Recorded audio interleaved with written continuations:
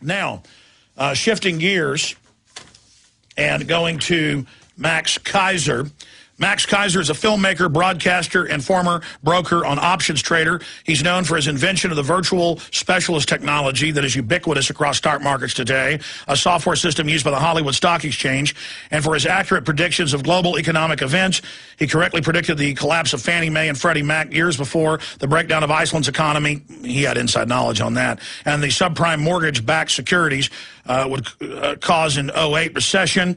And he also launched the Crash JP Morgen Buy Silver program here on this broadcast. He has a show on RT, Press TV, BBC, Saturday morning show here on GenesisMaxKeiser.com. Our sites, again, Infowars.com and PrisonPlanet.com. We're going to cover a lot of issues, but Saudi Arabia contagion triggers Gulf rout. There's talk of UN-backed, NATO-backed invasion of the nearby country to you right now. You're in Cairo, Egypt. They're in Libya. I want to get your breakdown on what you're seeing on the ground in Cairo. Max Keiser, thank you for joining us via video Skype. Yeah, my pleasure, Alex Jones. Always a pleasure to be on the InfoWars. Yes, I'm in Cairo, Egypt. And what I can tell you, Alex, is that revolutions work. Revolutions work. The people here have staged a revolution, a people's revolution. They toppled the dictator Mubarak. Mubarak tried to put somebody else in. That guy is now gone. There's a huge rally here in Tahrir Square Friday for people amassing once again. The objective is to write a new constitution. And I urge everybody who listens to your show to take a look at what's happening here in Cairo. Because you've got a dictator there at the Federal Reserve Bank. There needs to be a regime change in the U.S. If Egyptians can revolt and get rid of the dictator, why can't Americans revolt and get rid of their dictators? And it all happened on new media. It all happened on social networking. And I was talking to a lot of the demonstrators and the revolutionaries here, and they just told me that everybody was on Facebook and social networking sites. And then one day, as if by some spontaneous magic of a revolutionary fever, just gripped the entire country. And they said, you know what? Why don't we just topple this government? And here's the key, Alex. I had one of the revolutionaries on my show as a guest today, and I asked him straightforward. I said, who is leading the revolution? And the answer is no one. Because there is no straight leadership. It's a social network revolution, the first in history. So there's nobody to go out and attack. Nobody can say, well, let's get the revolutionary leader and the revolution dies. It's not going to happen. This is going to continue until you breathe a real, true people's movement here in Egypt. And what's amazing is that the people here will speak their mind, and then they'll try to catch themselves and they say, oh, I wonder if the police are listening. And then they have that moment of recognition where they realize that, wait a minute, the police aren't listening, I'm free. Contrast that with people in America now who speak their mind and then have a moment of recognition where they wonder, is the police listening to me? And then they shut up. Okay, it's two ships passing in the night, Alex. America going toward dictatorship and tyranny. Egypt heading toward democracy and freedom. Max, a beautiful shot over your shoulder there of the Mediterranean off of your shoulder, or is that? Oh, that's the Nile there. There's a little bit of a reverb because you're talking kind of towards the glass door. If you can rotate to your right about 10 or 15 degrees and move the laptop, it won't be as cool a shot, but your audio won't be bouncing off that glass door there at your hotel or on the roof or wherever you're at. I just want to try to be able to really clearly hear you here, Max, but the audio is passable. I'm not taking issue with you, but there's no doubt that the globalists tracking social networks a month and a half ago, knowing food prices were going up due to dollar devaluation in the Middle East, knew that a revolution was coming. The dominoes were already set up. They tried to trigger it, sending in al-Baradi a few weeks before it began. There's no doubt the West wants to overthrow Gaddafi. There's no doubt that the rebellion is real, but I'm worried about the overall aftershocks of this. But you're saying you have confidence, Max Keiser, that this is real, this is organic. Yeah, it is real, and it is organic. I'm on the street, I'm talking to these people directly, I'm doing shows right here, And they have the notion now that they can rebuild this country in their image. And the People's Revolution is on the street, and it's spreading around this whole region, as you know. And what's beautiful about the social networking sites is part of the info wars, as you know. What's beautiful about it, as I said, there's no leader to attack. So it's widespread. It's decentralized. And the idea itself is bigger than any leader. And so this is happening, and it's gathering speed. And the people, as I said, it's like two ships passing in the night.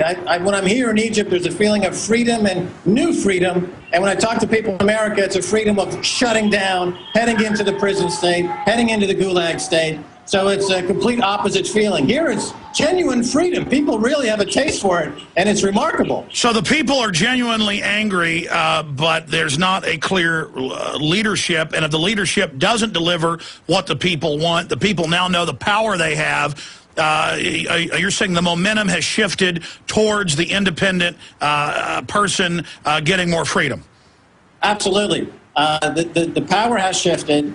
And exactly right. No matter what the current leadership in office suggests is what they want to do, the people are responding. For example, they tried to put in a new prime minister recently. Today he resigned because the people said, we don't want that guy. Now imagine if the people in America had the power to choose who was maybe going to run or not run the Federal Reserve Bank, for example. I mean, what a remarkable idea. Democracy, what a remarkable idea. People power. And the key to this whole technologically enabled, enhanced revolution. And of course, the government can't shut down the internet without shutting down the entire country. So they don't have that option. So they are beat.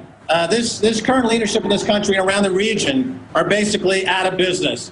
And this is the people now are pushing forward. And of course, it's not based on Islam. It's not based on any politics. It's not based on any religion. I see Glenn Beck over in the UK, in the US, is trying to push this line that this is an Islamist revolution, which is completely wrong. And there's nothing religious or theocratic about this people's revolution. Well, there's certainly the Muslim Brotherhood element in it, but expanding on that, looking to the West there with what's happening in Libya, what's your view on Muammar Gaddafi with all the British weapons he's got, the open talk of having some type of NATO/UN/US ad hoc group going in there, currently backing the rebels in the east. They're on the border with Egypt. What do you think about the incredible turmoil popping up in Saudi Arabia? Do you see this thing spreading? Well, the question with Gaddafi you have to ask yourself is, they discovered he's got $30 billion parked in banks in the UK and the US. Now, that money was parked after the Patriot Act was enacted, which supposedly put in rules in force that would prevent that kind of activity from happening. So did Goldman Sachs and JP Morgan give Gaddafi a waiver? Did the Federal Reserve and the Treasury Secretary Tim Geithner give Gaddafi a waiver? He didn't have to comply with the law? Why doesn't Gaddafi have to comply with the law and everyone else does have to comply with the law? What about Tony Blair? Wasn't he Gaddafi's good friend just 2 or 3 years ago, selling him arms, hooking up blood for oil deals after the Iraq fandango? Where's Blair in all this? How come Tony Blair's not out there supporting his friend, Colonel Gaddafi? It's utter lunacy and hypocrisy. Well, that's just like a few months ago it came out that one U.S. bank alone laundered $360+ billion in Mexican narcotics money and was even chartering the airplanes and owning the airplanes for them, but the banks don't get in trouble for this. Exactly right. So the banks are on a two-speed economy and a two-speed politics, which is a kleptocracy, which is tyrannical, which is why Americans should be revolting, which is why there should be 1 million people crossing the Brooklyn Bridge and surrounding the Federal Reserve Bank in New York and demanding the current head of the New York Fed comes out. That's right. People shouldn't. I mean, people always talk about marching. Washington's is where the castrated ceremonial puppets are. If people are really going to march, it'd be on the Federal Reserve Bank of New York. Absolutely. I mean, that's where the dictatorship is. Revolutions work, Alex. That's my message from Cairo, Egypt, is that if it's a decentralized, true, organic people's revolution, the establishment powers, even if they're armed, like these regimes are armed, they can't do anything about it. So the question to Americans are, what are you waiting for? The time is now. You're being held hostage by tyrants. Why are you letting people in this North Africa and the Middle East make you look like you like being in prison, that you like being ruled over by tyrants? What are you waiting for?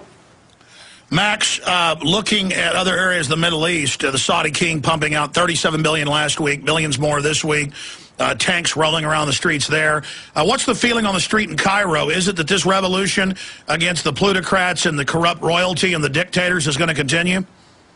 Well, it's definitely spreading, outside of Saudi Arabia is Bahrain, and that has been very active. And Saudi Arabia is the kingpin in the region. They're there's three big players in the North Africa and the Middle East. It's Saudi Arabia, Israel, and the United States. And the Saudi Arabian unrest is percolating. The royal family is trying to buy off the people by increasing the amount of money they're giving them. We see this happening in other regimes as well.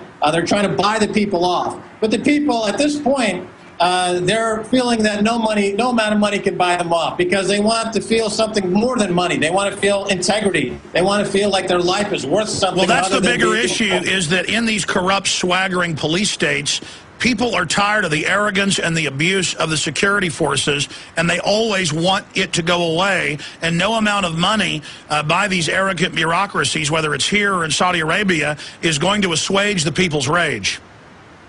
No, and remember when Bush took office when he threw that election back in 2000 and again in 2004, he really sent everybody in America a check for between $600 and $1,200. So he's mimicking these Middle East kings and rulers by giving the peasants a few dollars to shut them up. I mean, how outrageous is that? I mean, is that all a life in America is worth $600 from Bush, the royal monarch? I mean, give yourself some kind of self-respect. Max, when we come back from break, I want to get into more of what's happening in the Middle East, maybe keep you a little bit in the next hour if we can. Joining us again via video link from Cairo, Egypt, right off the Nile there. Amazing video shot of your PrisonPlanet.tv viewer. Radio listeners are again getting to hear his analysis. I want to get into this sudden announcement in the Wall Street Journal and Time Magazine that America's over, that the dollar is going to die, why you think they're announcing that now, what this signifies, the Chinese openly announcing that they're going to demand all trade by the end of this year be in their currency, the yuan. These are earth-shattering economic announcements. It's old news for our audience, but it's big that it's now being announced. Max Keiser is our guest. I'm Alex Jones. This is the GCN Radio Network, GCNlive.com.